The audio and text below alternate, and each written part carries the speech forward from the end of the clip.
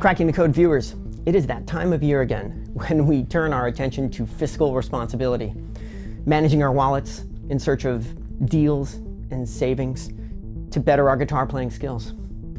And with that in mind, I would like you to know that you can find not only reasonably priced things, but also entirely free awesome things on the Cracking the Code platform. And in this video, I'm going to show you how to find them. And not only that, but I'm going to show you how to work the Cracking the Code platform itself, where everything lives, all the interviews and instructional material that we've done.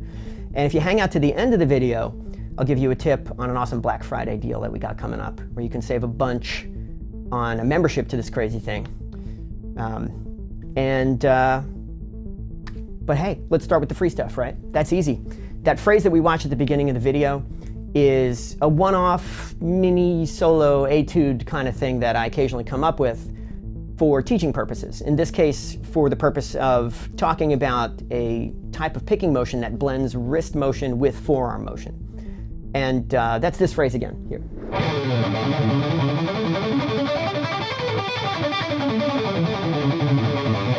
At some point, it will probably go into the Pickslanting primer in upcoming chapters about forearm-driven or forearm-blended picking motions. But for the time being, it's just a cool one-off that we filmed and we threw it up on Instagram, and we're providing free tablature for this. So if you think it's cool and you want to work on it, you can actually get your mitts on this free tablature. And not only that, but you can use our platform and the awesome Soundslice player to watch this thing on all your devices and put it into slow motion and actually see what's really going on. So where do you do that? Well, let's say you don't have a Cracking the Code account yet and you just hit the website. This is what you're going to see. This is the non-logged in view of our homepage. And if you scroll down past the intro text, this here is really where everything lives. We've got the Pickslanting primer. That is our primary instructional tool. Then we've got lessons, which is a catch-all for all the other lessons that are not Pickslanting primer. Then we've got interviews, which is where all the interviews live in this section. And then the channels area is kind of for assorted other cool things like behind the scenes videos and short musical clips like the etude that we're talking about. So if we click on the channels area, and then we scroll down and click on music, the clip that we're looking for here is the Forearm Funk etude. We got to call these things something. And that'll be down here in the etudes section. And here it is, Forearm Funk. Now, if you haven't made your free Cracking the Code account yet, you can do that here. And this really is free. You don't need any payment information. You can just kind of click here to sign in. So I'm going to sign in with my credentials, but your process will look roughly similar to this, just maybe a couple more boxes. And my name is Troy. You may know that. Hold on, I can't type. Now, we've reloaded the page, and now we've got the awesome Soundslice player in action with live scrolling tablature. And here is that lick with synchronized tab.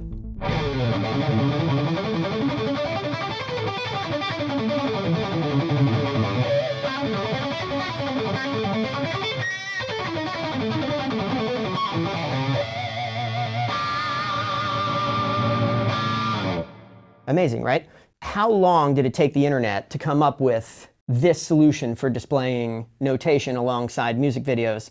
Well, it's a hard problem, right? And of course, it took a real engineer to do it. It's Adrian Holovati's creation, and he is not only the creator of the Django Python framework, if you do any coding, but he's also a fantastic guitar player who kind of saw that thing that was missing and came in and created Soundslice, which is a platform that you can use to synchronize notation and video. And it's got all kinds of great, not just notation features, but the synchronization features and also collaborative features where you can actually post stuff to the Soundslice platform itself and share those things. And in our case, we use the player to power our musical examples. So anytime on our platform when you encounter a musical clip, or what we call a clip for short, you will get this page loading up. You can switch it over to a plain Jane video player, but I almost always keep it in the Soundslice player because usually I'm looking for things. And so I'm using our own platform as kind of a research tool or basically a giant library of things to look at when we're making instructional or making lessons and instructional videos. So this is the player, and we'll talk about that in a second, but if you're just here for the tablature, and hey, you know, I promised you free stuff, where is that? Well, obviously Soundslice itself provides notation, and this was generated from a Guitar Pro file that we uploaded programmatically to Soundslice, and then it links it to the videos on our platform. But if you scroll down to the bottom here, ta-da, there's the Downloads tab. And in the Downloads tab, you'll see that we have a Guitar Pro 7 GP file, Guitar Pro previous, I think 6, which is GPX, and then a tab version of same. And all this stuff, if you just click this, it'll download. And there you go. And if I go to my Downloads folder here, and I think, there we go. Oh wait, do I not have Guitar Pro on this machine? I may not have Guitar Pro on this machine. So, okay, fine. Let's say you don't have Guitar Pro. Here's a tab file in PDF. And lo and behold, we got PDF. And all of our notation files have picking instructions for obvious reasons, but especially in this case, because the forearm funk clip is done with a downward Pickslanting style, very similar to the Gypsy picking style or the George Benson picking style, where you have a combination of alternate picking and downstroke sweeps. And you'll see those downstroke sweeps notated here every time you have a double downstroke. And that is sort of a shorthand for saying sweep. And of course, you know that because you can actually watch it in the clip itself. And if we go back to the platform, you can see this. At high speed, it may not be completely obvious.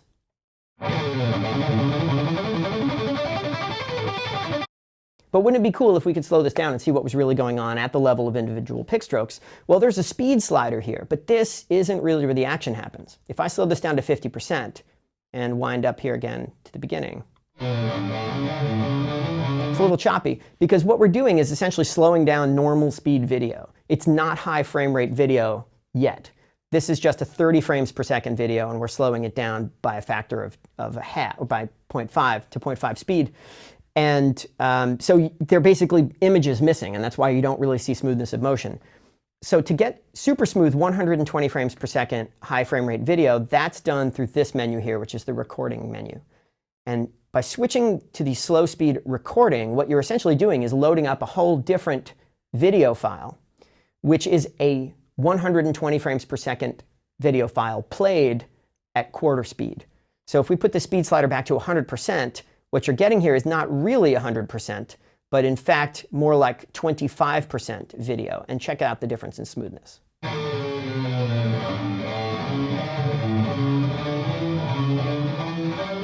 Night and day, butter smooth. You can see every action that's happening here. And sure enough, you can see that not only am I using sweeping for this, but I'm actually using rest strokes. And here's an interesting feature of the way that the two different speeds settings in the Soundslice player interact. This is already a slowed down video, but I can take that speed slider and slow down the slowed down video even more. If I put this to 50%, now we can actually see what effectively amounts to 8x slow motion video. And here's what that looks like. And you can actually see that when I'm doing these double downstrokes, the first downstroke hits the upper string, or the higher, physically higher string, but the lower string in pitch, plays the note, and then actually rest strokes against the next higher string. Did you catch that? So it's a double down on the D and the G, but the downstroke, the initial downstroke on the D string, then dead ends into the G, stops dead, and waits for a split second of time. And that's how you keep the sweeping smooth. In other words, you're using this instantaneous pause, where you actually relax a tiny little bit to make sure that the sweeps have the same subdivision as your alternate picking. And this is a little bit tricky to do. It's a little bit like kind of walking and chewing gum.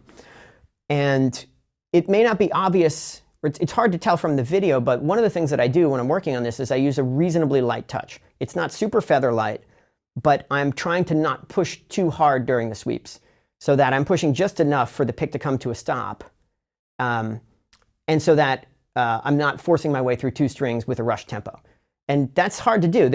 You'll do a few takes of this when I'm filming these things, where the first one will be mostly good, but there'll be a few string changes in there where I kind of flub it and actually flop through two string changes a little bit faster. And it really wasn't until I filmed myself using this kind of gear and the close-up slow motion angle that I realized that the rest stroke aspect was probably how I was doing this. And it wasn't, to me, it was just sweeping, and I never really thought more about it. And so it's always interesting to discover that even though we're the ones filming these interviews, the same processes affect all of us, not just these elite expert players, but regular Joes with cameras who are filming the elite players are doing some of this stuff subconsciously, and we're not really aware of it. And becoming more aware of this and actually seeing this is like turning on a light bulb in the dark. And now I'm like, okay, I get it. So in order to keep this tempo even, or reasonably even, to try and get to that alternate picking level of tempo smoothness or consistency, I have to enable these rest strokes. And that made me think more about the attack and not pushing too hard on the downstrokes. So that's a thing that develops over time, and it's kind of the long tail of picking technique. You can do these motions initially, but then combining them in sophisticated combinations and also reducing the error rate over time is kind of the thing that takes the 6 months or the year or the 2 years to kind of iron out. So fascinating stuff. Anyway, that's how the slow motion aspect of this works. You switch, if you're on the platform, choose the slow speed recording, which will flip you into the 120 frames per second video, which is automatically slow even at 100% speed. So if we go back here and put this back to 100% speed, I can click anywhere in here. And like, for example, if I start at measure 4 here.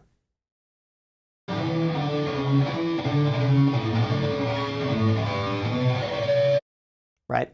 So that video is slowed down by default, and I can slow it down even further if I use the speed slider then. But it's already pretty smooth, and I'm only going to 8 times slow motion if I want even greater detail.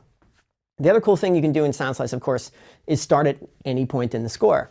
And what I tend to do is back it up like 1 or 2 notes before the thing that I'm interested in seeing. So if I want to start in the beginning of measure 4, I might go to, like, say, 2/16 notes back into measure 3. And that gets me, actually that one was pretty good. Yeah, that gets me essentially the last pick stroke of measure 3, and then I can kind of see the part that I'm interested in. If I don't want to have to keep doing that, though, I can, of course, select a range. Just like this. And now when I hit play, I will only get this range and it'll stop. Very cool.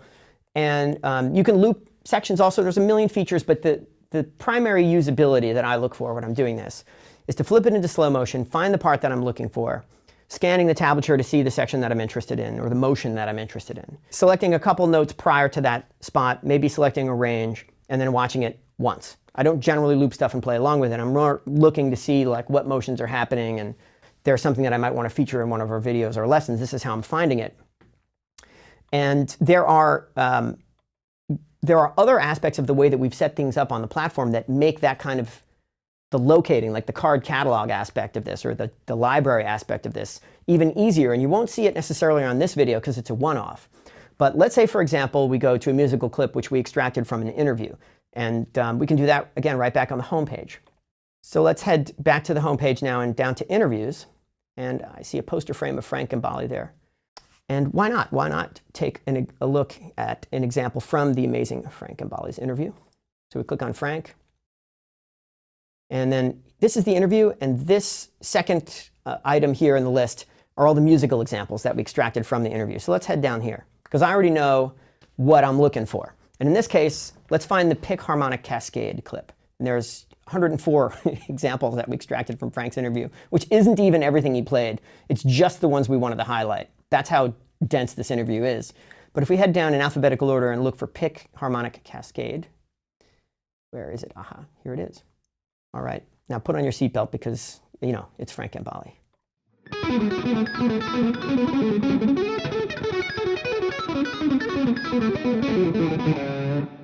Man, things you just never thought you'd see in your life, right? Like a time when you could just be like, hey, what is the picking technique of one of the greatest players of all time look like? Well, I don't know. Can I just do that in slow motion? Well, sure, I can. Let's go into the recording and flip that to slow. And let's head back to the beginning again. Should rewind it all the way.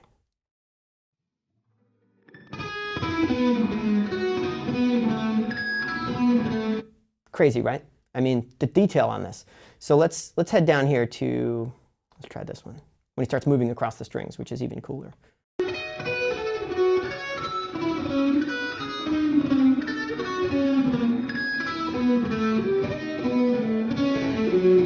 Awesome, right? So I play this clip all the time just because it's so amazing, and we highlight it a number of times in an upcoming feature on Frank's technique, which we're working on right now, and with any luck will be available in a couple of weeks on the YouTubeses. But this was just one of a million amazing things that Frank played in the interview, and there's an additional feature on this screen, on the clip page for this example. If you scroll down to the bottom, ta-da, what is this? The References tab, in addition to the Downloads tab, of course, where we have our tab files. Now we've got a References tab, and what does it say? Frank Gambale interview starting at 47:51. In other words, this is an example that came from Frank's interview at the time marker 47 minutes and 51 seconds in. So not only can I go to this clip, but I can now click to go right through to the interview at the exact moment when Frank played it. And notice it says hit play to start at 47:51 right up here at the top. This is to prevent autoplay, which is sometimes a bit jarring. So if you play it, it'll preload and then it'll jump to 47:51.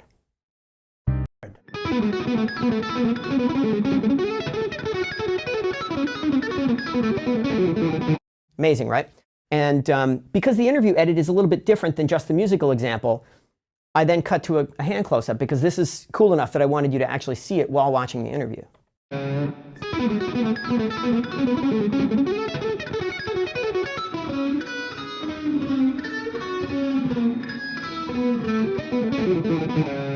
Interesting. And this is actually a discussion of how to use pick or right-hand harmonics, artificial harmonics, during lead playing. And one of the cool things that you can see from this example is that Frank is actually triggering those with the fingertip of his thumb during upstrokes, which is totally backwards, and most of us think of harmonics as like a thing you do on a downstroke, but these are all happening on upstrokes. We can rewind a few seconds.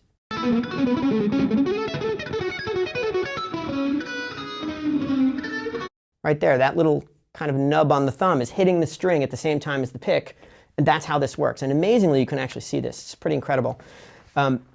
As this plays, you may notice that there is a list of other clips below the main interview video player, and this is the chronological list, and they're all time-stamped. So if you know the name of the clip you want, you can go to the clips page and find it alphabetically, but if you're not quite sure and you remember more or less where it happened in the sequence, you can navigate this way. And this is a type of navigation that we really wanted because it quickly becomes difficult to locate stuff in these extremely dense conversations that we have. So if we go down here to the same spot, pick harmonic, where is it actually? I don't even know. Here it is. Oh, look at that. I forgot. We built in the little yellow playhead so that you could actually find it. So pick harmonic cascade is there. But let's say I want to do this one, pick harmonic bass. Why not? 48:38. You can click this timestamp button and go right to that time spot as well. The lower register. That's that very kind of trademark Frank sound, right? That growly bass tone with a little bit of harmonic. It's totally him. And so when we pull these clips out, we're always struggling to know what the hell to call them, because do you name it Mixolydian whatever, which is probably what he's doing in this case, or do I name it E string whatever, or do I name it harmonic something? You know, at the end of the day, I could probably just call it, you know, vanilla ice cream 37. It kind of doesn't matter, because as a reference, it just needs to be a name that you can remember, right? So pick harmonic bass take 1, and then there's a pick harmonic bass take 2 probably right after it. But the key here is that we've done some editorial work, right? We've gone through these interviews, and we've distilled a lot of these things, and we've kind of named them and organized them, and we've transcribed them out, and we put them on their own pages. So you can navigate around. Notice underneath the player here, you have the name of the clip, and if I click this, I can actually go right to the clip page itself. So here's the actual Soundslice player for pick harmonic bass take 1. And I can play this. But of course, I can also use the References tab to go right back to the interview, to the exact same spot where we were previously watching. And again, hit play to start at 48:38, so let's do it. The lower register. Awesome, right? So why do we go through all this crazy amount of work? Well, because we're not just making instructional material here. We've built a library of essentially what I like to think of as field work or research raw material that we can look at to learn how amazing things are done, and eventually, hopefully, synthesize what these incredible players are doing into some kind of instructional format that might be helpful, not just to everybody out there, but also to me, because I want to learn this stuff too. And I didn't wake up one day knowing how to do this. In fact, almost everything that I can do with a guitar was a thing that I kind of figured out semi-accidentally sometimes, and at other times as a direct result of the work that we've been doing in recent years, especially now that the gear has improved. So this platform, this sort of research library, if you will, is a thing that I kind of have dreamed about and wanted for a long time.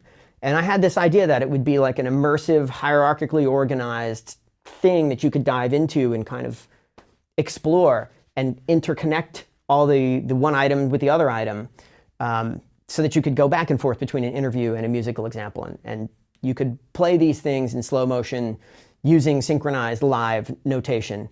And the fact that the tech is now available for this, and it's available in a way that non-hardcore engineers can actually code up, sometimes rather inelegantly, but nevertheless, people like Brendan and me and Adam can actually code up and do this.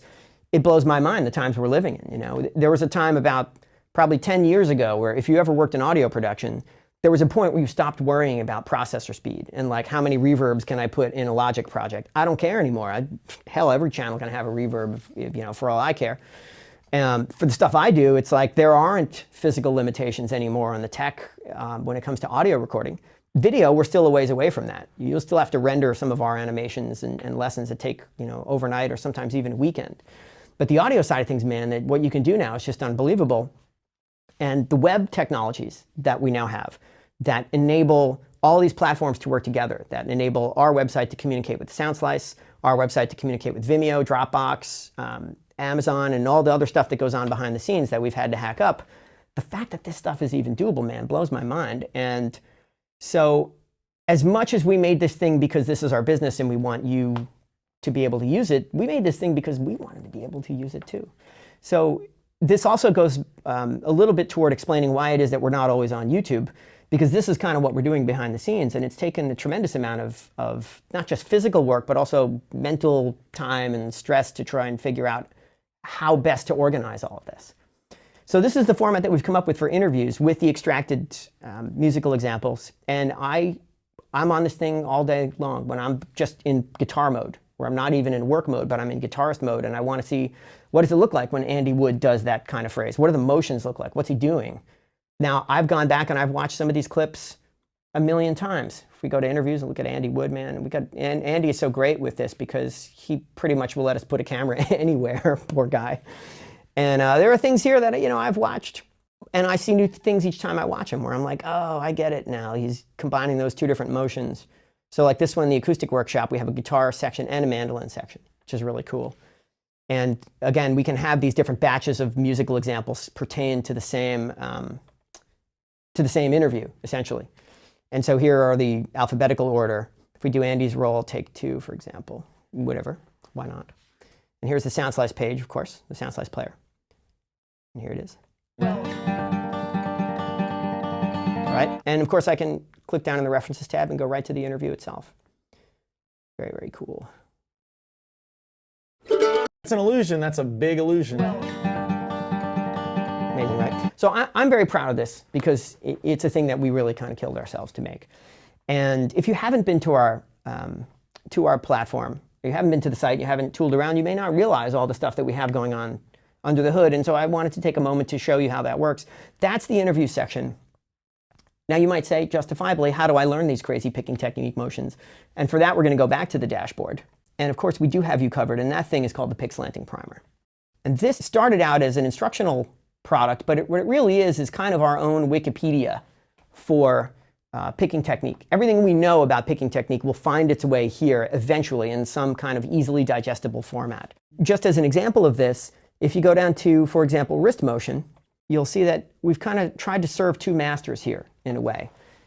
We've done all this hardcore work understanding how the joints operate, but we don't want to bury you with that kind of stuff if you're just looking for a tutorial on how to move your hand, right? So what we've done is we've divided a lot of these motion tutorials up into 2 sections. We have a little intro here up in wrist motion, and then we've got wrist mechanics as one section, and then wrist motions as the second section. And the motions are really the tutorials. You'll see that we've got 7 chapters of hands-on tutorials, each one dealing with a different aspect of wrist motion.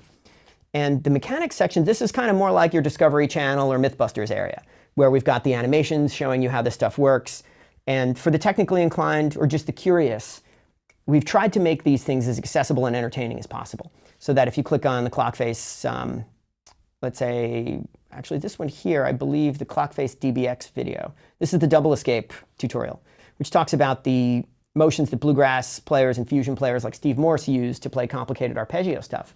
This is, I think, on YouTube also, because we put some of these up for free, but this is really where it lives in the sequence of things.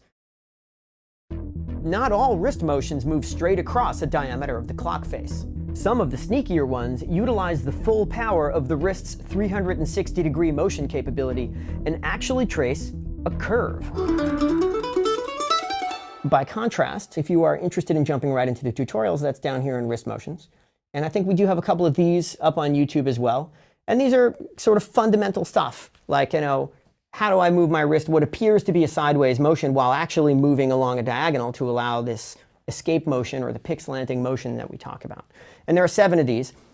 This section is so detailed and built out because we've spent a lot of time in the last 2 or 3 years specifically researching this subject.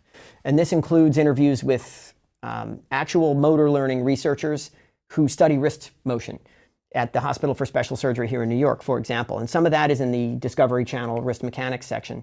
But that information eventually gets distilled down into things that you can actualize or use in the tutorial chapters, which are each about, maybe 6 to 10 minutes a piece or something like that. And that's wrist motion. If you head back up one level to the main level in the Pickslanting primer, you'll have a similar section for forearm motion, elbow motion. We have interviews with amazing players like Bill Hall, who is a great elbow player that we conducted specifically to try and learn more about those types of motions. And so all that stuff will eventually make its way in both Discovery Channel style and tutorial style into the elbow motion section of the primer, for example. Over time, this is a thing that we want to be sort of a one-stop shop resource for this very complicated and very empowering subject of picking technique. And some of this, again, the Wikipedia style pages are actually things that you can just access. If you head back, just as an example, into wrist motions under the tutorial section, the wrist motion checklist is a pretty cool and very detailed checklist for doing upstroke escape wrist motion with a lot of pictures. This is essentially the textual version of the first video in the sequence. And you can read this with a free account. This is not a paywall protected kind of thing, because it made sense, right? It's visual and it's perfectly suited for the web. So I think that the idea of instructional material being multimedia is a thing that we embrace, because not everybody wants to watch a 10-minute video. Some people want to read a checklist, or some people want to do both. And you never know, you may learn something different from each of those. In terms of other free resources, there's another one which I want to talk about that we haven't necessarily advertised specifically, but it's a thing that actually is really important to us, and we utilize it ourselves all the time. And that's our forum, specifically the technique critique section of the forum. And if you head over to forum.troygrady.com, over here in the categories, you can just choose technique critique. And what is this green section of our forum? Well, this is where players upload video of their playing, and we actually take a look at it. Not just us here at Cracking the Code, but other members of the forum, many of whom are fantastic players and also quite knowledgeable in the mechanical stuff that we've investigated over the years. This topmost thread here, Yngwie 6's fretting hand question, is a great example of that. This is Drew's thread, I think. There it is. And you can see that Drew and I have been talking back and forth on this thread a bunch, as have other players as well. And Drew put up these awesome clips, 3 attempts at playing the Yngwie style 6-note repeating sequence that we probably all know. And each one of these utilizes a slightly differently tweaked wrist form, things that we talk about in the Pickslanting primer. So this was a very relevant thread for that. And Drew is a great player. So what we're looking at here is a player taking a deeper dive into understanding why it is that their form changes sometimes for certain kinds of phrases, and going one step beyond that and attempting to actually trigger that intentionally, saying, okay, for this, I'm going to play the same phrase 3 different ways with 3 slightly different arm positions and wrist motions and see what happens. And this is the kind of conversation that we have here. And on the one hand, Drew, being an experienced player, is not really a person struggling for our feedback, but at the same time, this is a two-way street. I'm learning stuff from watching expertly played and filmed sequences like this, because this is how we learn what is actually going on out there in the real world. It's not enough to make a video talking to a camera and then turning around and saying that you helped people, because the truth is you really don't know. Getting the feedback from players that actually watch our stuff and attempt to implement these things is how we know where the pain points are. It's how we know what's working and what's not working, and it directs our choices for doing other kinds of interviews and for deciding what kind of instructional material we need to make next. And the forum in particular has been incredibly instructive and incredibly helpful and invaluable for that side of what we do. We've been doing this since we turned on the site about 2.5 years ago, and we've kicked around kind of doing this type of technique critique in a perhaps more formal way as part of the platform or the product itself, so that maybe a certain degree of this comes with your membership. And we're still kind of kicking around how we might do that and what technical features we might need to build to enable, let's say, the uploading of video clips and commenting features that we might implement. But the bottom line is right now you can get this for free, and this is, again, a thing you can just do with a free account. You need that so that you can post on the forum, but you can come to our site, you can make a thread, you can give it a sensible title and put a couple of paragraphs along with a 20-second video clip of your playing, and we will take a look at it for the most part. And I tend to kind of jump in and out of this depending upon how much stuff that we're filming or editing. But I consider this an important part of that closed loop experience where seeing these things gives us a sense of what challenges people are facing in the real world. And again, to me, science fiction. Like, you know, a kid in their bedroom in the 80s trying to learn this thing. I mean, you could learn from your friends, but I couldn't learn from somebody in Sweden, you know, except Ingve maybe, but he lived in, I don't know, California. But the idea that I can click on here and we've all got a mini computer in our pockets that can film 120 frames per second video blows my mind, right? And I can click this on YouTube and I can drop the speed slider, and it's not quite, the platforms don't support 120 frames per second video, but if you slow down the video and then upload it to YouTube, as Drew has done here, then the video quality that we're getting is, you know, fabulous. So technique critique, it's a thing we do, and maybe you didn't know that we do it. But if you have something that you're working on and you're somewhat familiar, I would request that you're at least somewhat familiar with some of the stuff that we've posted on YouTube, and you kind of have a basic understanding of some of the picking motions we've talked about, and you want some feedback on what you're doing, head on over to our forum and make a technique critique thread, link to a YouTube video, and we'll take a look. Cracking the Code platform. I know this was a bit of a rambling introduction, but we're proud of what we've done, and we want to give you a sense of how this might be valuable to you, even if you don't give us a penny. If you do want to give us a penny, or perhaps even more than a penny, we have a way to save you some of those pennies because, of course, as I indicated, it is that Black Friday time of year. And we have created a discount for you to save 50 whole dollars on our yearly membership. $50 on a yearly Cracking the Code membership if you head to troygrady.com/BFF for Black Friday 50. But you and I know really that if you want to be our BFF, we'll give you $50 off the process of doing so. Again, just hit that link and that will redirect you to our store with the discount already applied, and you should see it in your cart. And you sign up for a year, you will have complete run of the house. You can watch every interview we've done, every lesson we've done.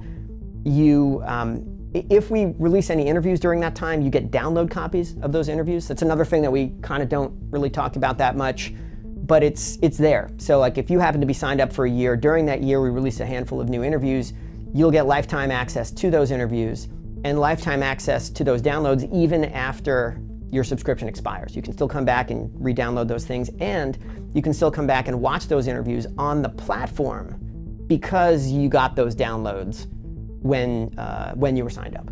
So aspects of this membership do continue even after the membership itself expires in the form of the download, the kind of, you know, off menu download bonus that we kind of throw in. And of course, by signing up, you support the work we do. It's kind of a never-ending struggle to figure out where to go next with this. And you would think that this, the rather specific nature of learning to use a guitar pick wouldn't be this complicated, but it is. It's not violin technique. You know, we don't enforce a standard way of doing anything. It's like Steve Morse plays that way, so our job is to figure out why that works. Eddie Van Halen kind of plays in a similar way, and our job, again, is to figure out how that works. And Eddie Van Halen also plays this way, and it's our job to figure out how that works. And that's why this is so complicated. All of the little idiosyncrasies that great players and even non-famous players like you and me do, all of those things have some rationale behind them. We are guided towards these things because at some level our bodies sense that that works. And so our job is to figure out what all those little things are and organize them in a way that you can actually learn from and thereby skip over the painful trial and error process it took great players to get to that point. And certainly this was not a resource or a possibility that I had when I was learning. And so at some level, the desire to have a thing that I never had is what informs this. And when you sign up for our stuff, you are supporting us in this perhaps crazy crusade to build that thing so that we can all use it. So once again, TroyGrady.com/BFF. Take $50 off your yearly membership. And as always, thank you so much for watching Cracking the Code.